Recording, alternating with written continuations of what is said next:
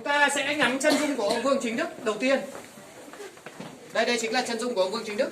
Theo như lời kể của con cháu thì ông Vương Chính Đức này cao khoảng hơn 1m8 và rất là to. Người rất là cao to. Đây là bộ quan phục mà vua Khải Định đời thứ 13 đã ban cho ông. Đây ạ. Đó, đâu rồi nhà mình, đâu rồi? Chúng ta sẽ nhìn hình ảnh của ông Vương Chính Đức trước. Đâu ạ? Rồi và chúng ta sẽ di chuyển sang phía bên này. Đây là toàn bộ gia đình của ông, đây là những bức ảnh. Rồi xin mời cả nhà. Rồi xin mời cả nhà. Hết chưa ạ? Ok, đây là toàn bộ những cái hình ảnh về gia đình của ông. Ông này thì có 3 người vợ và 3 người con trai nhà mình nhá. 3 người con trai đó chính là ông Vương Chí Tinh, Vương Chí Sình và Vương Chí Trư. Ông Vương Chí Tinh thì là ông ấy hiện tại là cũng không còn sống nữa và cả ba ông cũng không còn sống nữa. Hiện tại thì con cháu của ông đời đầu tiên ông Vương Chí Tinh là đang ở bên phía châu Âu, không ở Việt Nam của chúng ta. Con cháu của ông Vương Chí Sình hiện tại thì đang ở khu vực của Hà Nội và Sài Gòn. Còn con cháu của đời thứ 3 đó chính là ông Vương Chí Châu. Ông Vương Chí Châu từ khi sinh ra thì ông đã bị câm rồi, không nói được. Cho nên là con cháu ông sống toàn bộ phía ngoài 6 cái hộ gia đình mà đứng trước ở phía mà có cái căn nhà xây dựng ở phía trước đấy, đang bán hàng ngoài đó. Đó chính là toàn bộ con cháu gia đình của ông. Và chính ông Vương Chí Châu là người có mô tô đầu tiên của mảnh đất Đồng Văn này. Đó, đầu thế kỷ 20 là ông đã có mô tô rồi. Lúc đó ở dưới thủ đô của chúng ta cũng chưa chắc có người có, đúng không ạ? Nhưng mà ở trên này thì ông đã có rồi và ông này đang có 3 người vợ.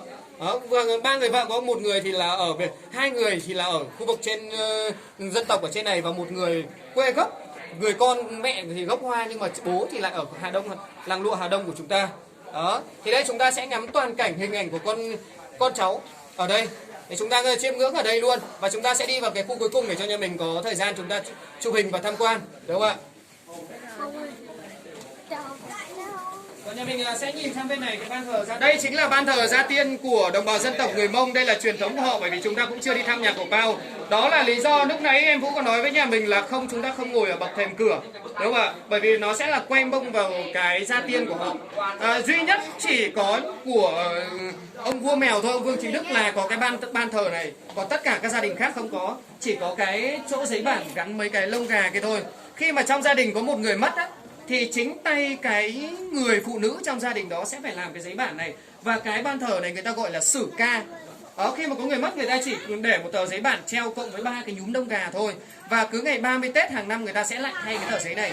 Và cái sử ca này làm rất là công phu nhà mình nhá. Cái giấy bản kia người ta không mua, người phụ nữ trong gia đình người ta tự làm. Và trước khi đến ngày 30 Tết để thay cái này đó thì người ta sẽ phải vào trong rừng để người ta tìm những cái cây giang. Cây giang là cái cây làm để cái chất liệu làm tốt nhất cho cái giấy bản này. Và những cái thân cây có vỏ nhớt, để tạo sự kết dính. Và làm cái này thì nói thì rất là dễ, nhưng mà làm rất là công phu. Khi mà mang về người ta sẽ phải chẻ, gọt hết cái lớp xanh ở ngoài, cái vỏ xanh ở ngoài ra. Và người ta chẻ thành những cái thanh giống như thanh mỏng mỏng ra. Và người ta sẽ đem vào mang luộc trong vòng khoảng 24 tiếng thì người ta sẽ bỏ ra ngoài. Đó, và bỏ ra ngoài người ta sẽ bắt đầu người ta giã ra. Đó, và khi mà luộc người ta sẽ cho cái vỏ, cái thân cây nhớt người ta cho vào luộc chung và giã ra. Và khi mà giã ra người ta sẽ dùng cái vải màn đó để người ta lọc. Và cái công đoạn lọc là cái công đoạn quan trọng nhất. Nếu mà lọc kỹ quá thì cái chất nhớt của nó không có sự kết dính. Mà lọc nó sơ sài quá thì nó sẽ không tạo cái vẻ đẹp mịn cho cái tờ giấy bản này. Đó, cho nên đây là một cái văn hóa truyền thống của đồng bào dân tộc người Mông. Và ngày 30 Tết của họ chính là ngày 30 tháng 11 âm lịch nhà mình nhé, chứ không phải là 30 tháng 12 giống như chúng ta. Người ta sẽ ăn Tết sớm hơn chúng ta một tháng. Đó, nhưng mà ở đây thì chắc chắn là đây là nhà của vương, cho nên là chúng ta không nhìn thấy căn bếp và treo trâu thịt lợn các bếp. Đó, còn ngày mai chúng ta về nhà Pao thì chúng ta sẽ tham quan cái đấy sau. Rồi xin mời nhà mình đi. Rồi xin mời cả nhà. Đây là chỗ cái này Vương Xuân không phải lo. Rồi xin mời cả nhà.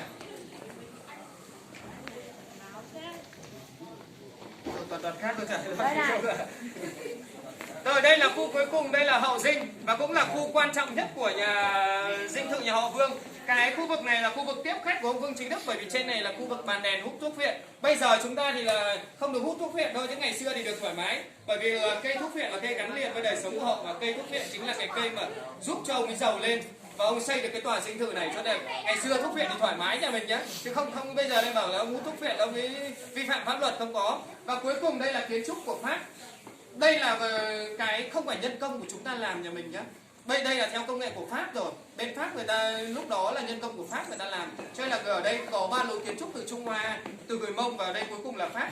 Và đây nhà mình có nhìn thấy hai cái chòi đây không ạ? Một bên là chứa vũ khí và một bên là chứa thuốc viện. Thì lát nữa chúng ta sẽ lên tham quan sau và ông ấy xây chòi đúng như là cái thời kháng chiến. Chúng ta sẽ đứng từ trong nhìn ra được mà ở bên ngoài thì không nhìn vào được. Đây là hai cái nơi mà chứa toàn bộ cái tài sản của ông.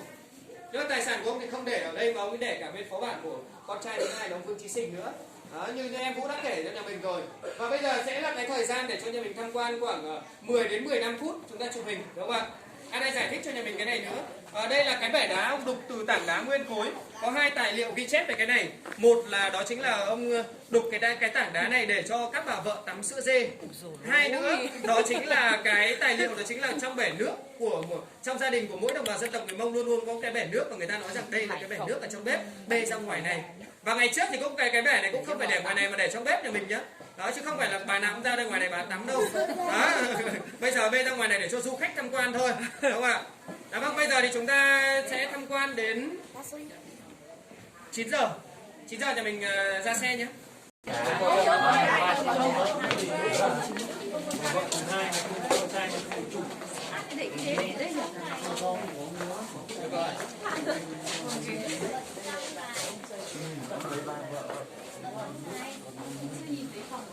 Vương Chính Đức, Vương Chí Thành, Vương Chí Sình.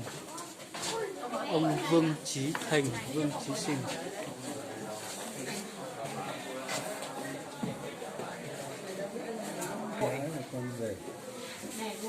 Vương Đình Thọ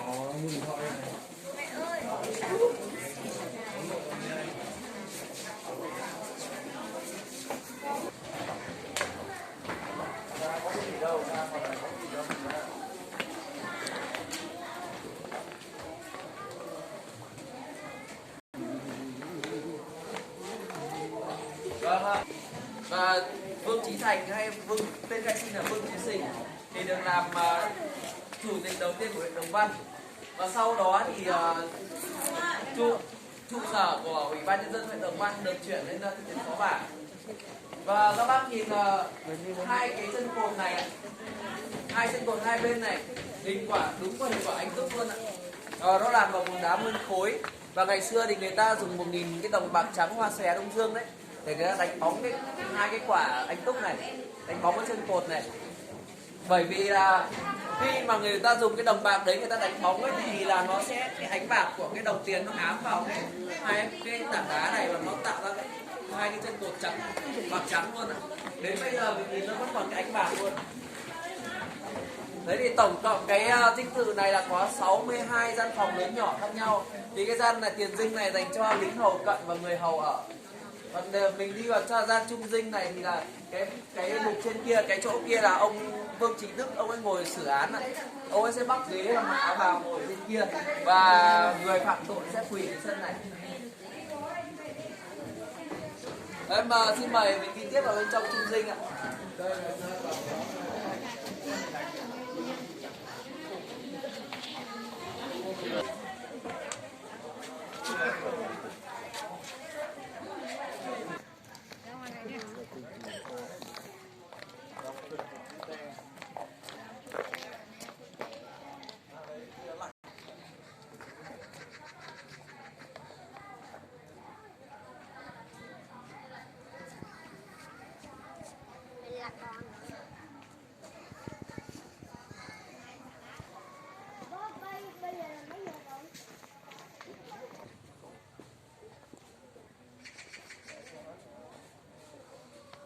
Xe buýt mặt trời.